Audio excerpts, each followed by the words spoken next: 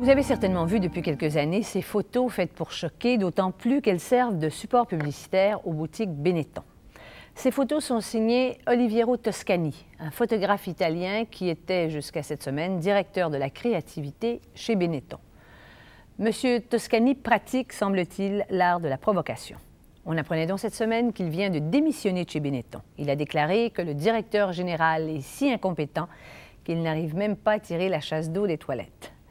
Certaines des photos d'Oliviero Toscani pour Benetton ont même été interdites dans quelques pays européens. J'ai rencontré le photographe controversé dans son ranch hollywoodien en banlieue de Pise, en Italie. Oliviero Toscani, on a le sentiment que vous avez de votre métier une conception bien particulière. Pas particulière, personnelle. Je crois que quand on est très personnel, on est unique. Alors, l'unicité de la façon que j'ai fait mon travail, peut-être, qui vous intéresse. Oui, et justement, est-ce que cette façon d'être unique, il ne faut pas constamment le prouver, ce qui donne lieu à, évidemment, la situation actuelle. Vous savez très bien que vous êtes un homme extrêmement polémique, que ce que vous faites est critiqué, provoque des réactions, toujours des réactions extrêmes. C'est ça que vous cherchez, au fond. Je crois qu'on ne peut pas chercher ça.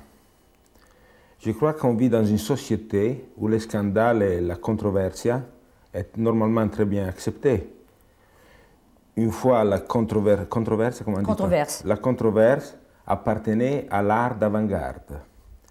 C'était la peinture, la sculpture, c'était le cinéma, le théâtre. Aujourd'hui, choquer, c'est impossible. La société absorbe toute forme de choc. Et c'est très drôle que la pub, qui est la voix de la consommation, la voix du capitalisme, puisse scandaliser. Oui, mais ce qui scandalise, ce ne sont pas vos photos. C'est justement le fait que ces photos sont associées à un produit, donc que ces photos qui utilisent le malheur du monde, au fond, que ces photos servent à vendre un produit. C'est ça qui est le scandale. Dans la... Mais vous savez, je ne crois pas qu'on utilise le malheur du monde. Les malheurs du monde sont là, et c'est mieux les regarder en face, autrement on est des hypocrites. Si je serais un architecte, par exemple, on me demanderait de faire une architecture pour Coca-Cola. Et je ferais une grande architecture. Peut-être polémique aussi, parce que les grandes architectures, quelquefois, sont polémiques. Vous me disiez que je fais une bonne architecture, une architecture polémique pour vendre du Coca-Cola. Je suis architecte, je fais une bonne architecture. Je suis là pour vous montrer des images, je vous montre des images. Oui, mais Olivier Toscani, vous ne pouvez pas quand même pas rejeter du revers de la main toutes ces critiques. Enfin, vous comprenez bien qu'il y a quand même un problème éthique qui se pose dans Je trouve aussi. Il y a un grand problème éthique dans la pub traditionnelle qui nous dit comment consommer la vie, qui nous dit qu'est-ce qu'il faut avoir pour être accepté dans la société. Et j'accuse la publicité normale acceptée par tout le monde d'être vraiment négative, surtout pour les jeunes, qui nous donne des fausses rêves, qui nous donne des fausses images. Toutes les mères sont blondes, toutes les familles sont heureuses, et je vous dis que ce n'est pas la réalité. Et je suis très fâché avec les publicitaires normaux, ceux qui se considèrent des publicitaires normaux, parce qu'ils ont une responsabilité sociale très forte d'avoir ruiné la société, surtout à travers les jeunes. Alors vous, qu'est-ce que vous apportez de plus alors? J'apporte rien, je ne suis pas un fondamentaliste. Ceux qui accèdent à la publicité idiote, ils considèrent que la communication publicitaire, c'est une communication stupide. Je vous dis qu'elle est très négative. Elle est très négative parce qu'elle nous vend une symbologie fausse. Oui. Alors, ce que je montre, j'ai tué peut-être ces fausses rêves de la publicité. Oui, mais est-ce que il n'y a pas le risque d'arriver dans un cul-de-sac? C'est-à-dire que vous avez fait des publicités qui ont choqué les bonnes âmes. Je me souviens de cette publicité où la religieuse embrassait sur la bouche un curé. Bon, on pouvait comprendre que ça pouvait choquer certaines personnes. Après, vous avez utilisé ce malade du sida dans les bras de son père. Voilà ces vêtements qui appartenaient à un jeune homme qui est mort dans l'ex-Yougoslavie. Cette publicité, la dernière, on a l'impression à cause de la réaction. Elle est interdite en Italie, il y a des pays qui l'ont interdit. Jusqu'où vous allez aller? Je veux dire, le pas de plus, c'est quoi au fond? Il faut toujours que vous-même, vous dépassiez là-dedans, non? Mais non, mais il y a une progression. Chaque fois que je sors avec une nouvelle image, on me demande qu'est-ce que vous allez faire la prochaine fois. Mais bien sûr, la prochaine fois, je vais faire quelque chose d'autre. Il faut quand même voir ce qui se passe dans le monde. Moyennement, les gens n'ont pas de fantaisie, n'ont pas de créativité. Oui. Alors, c'est pour ça que la publicité normale, celle on appelle la publicité des bons sentiments, elle est vraiment négative. Oui. Mais ce que je veux dire, c'est qu'à force de faire métier de provocateur, on peut être pris à son propre jeu. C'est-à-dire qu'il faut constamment provoquer, puisque c'est ça qu'on attend. Non, pourquoi provoquer? C'est le devoir d'un artiste provoquer. Picasso, qu'est-ce qu'il faisait? Il provoquait. Quand il parlait avec Renoir, il disait « Qu'est-ce que tu veux de moi? Je veux que tu me surprends. » Oui, mais Picasso, il parlait pour lui-même. Il n'était pas associé à une marque de commerce. Mais non, mais les gens se sentent provoqués parce que, moyennement, on tue la fantaisie des êtres humains. Dès qu'on arrive, on montre quelque chose qui a vraiment une signification, les gens se choquent. Parce qu'on vit une vie plate, une vie triste. Oui. La créativité est tuée. Chaque créativité qui donne une certaine réaction, on essaye à la tuer. On vit dans des sociétés très tristes. Oui. Oui. Est-ce qu'on n'achète plus de pull Benetton à cause de votre pub? Peut-être. Est-ce que c'est la pub dont on parle? Non, mais peut-être, mais il y a beaucoup de gens qui l'achètent parce qu'ils comprennent le message. Alors il faut quand même choisir ses clients. Oui. Et c'est pas mon... Mais vous voyez, c'est pas mon problème, vendre. Je ne suis pas un vendeur. Je suis payé pour communiquer. Oui, d'accord. Je suis responsable de la communication, pas aux ventes. Oui, mais le jour où Benetton trouvera quelqu'un d'encore plus provocateur que vous, peut-être que c'est en ce sens-là que vous êtes quand même...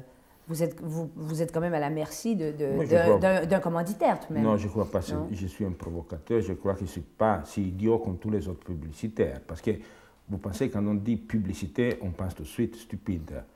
Et dès qu'on a montré que même la communication publicitaire peut avoir une certaine signification, et là, parce qu'autrement les gens ne se fâcheraient pas, quelqu'un a commencé à lire la publicité pas comme moyen de vente ou d'achat, mais comme moyen de communication.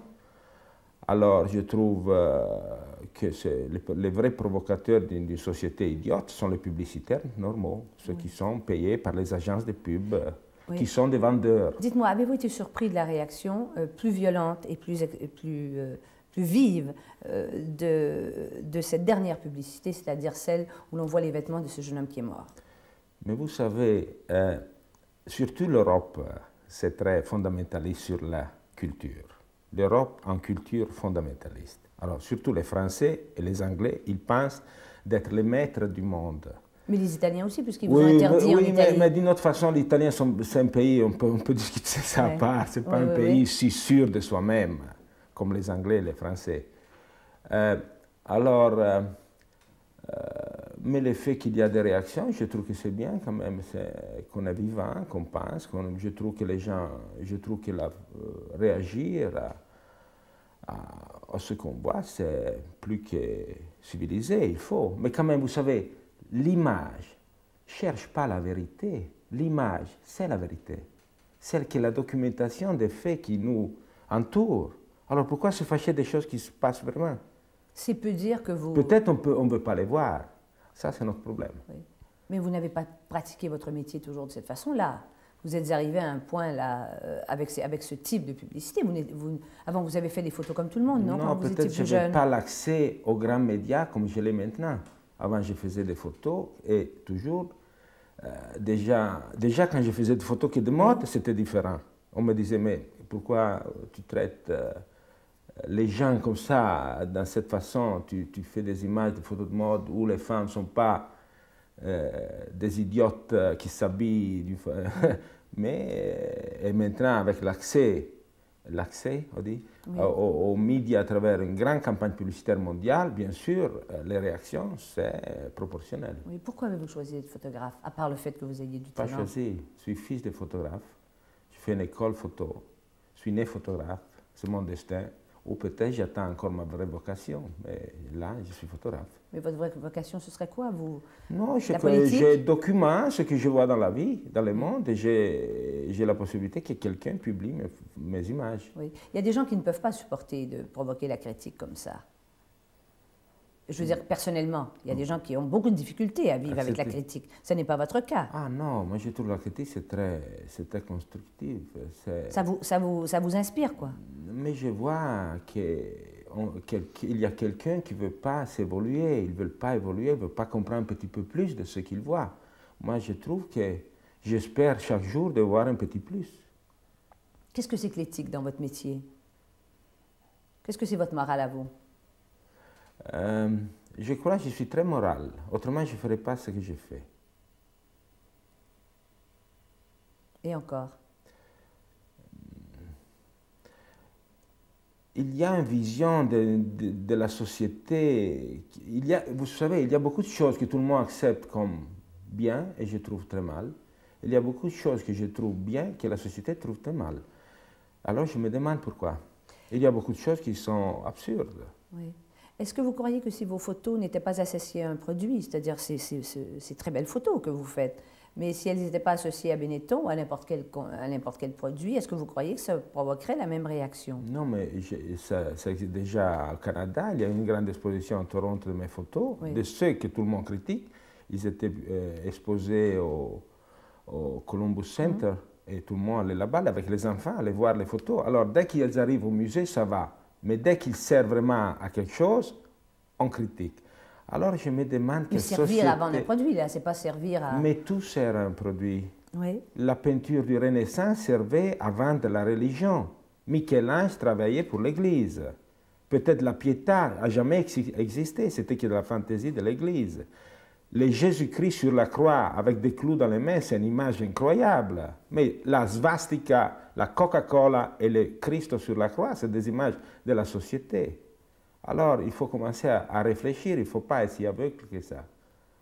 Est-ce que vous portez des pulls Benetton vous-même? Bien sûr. Mais ça, vous savez, ça, je ne suis pas un vendeur. Mais un architecte qui fait la maison d'une grande compagnie, ça ne signifie pas qu'il consomme les produits de ça. Je trouve que ça, c'est une vision très primitive du rapport créativité et industrie. Je n'ai rien à faire avec la production. Je suis payé pour communiquer. Et jusqu'à quand on me laisse faire ça, je vais le faire. Et je ne fais plus de différence entre une photo de publicité, une photo rédactionnelle, une photo d'un journal, une photo d'un affiche. Vous ne faites pas de différence? Non, l'image, c'est ce qui forme la culture moderne. Demandez à un jeune, un teenager, il ne fait pas de différence entre la pub et ce qu'il apprend à l'école. Tout appartient à la culture.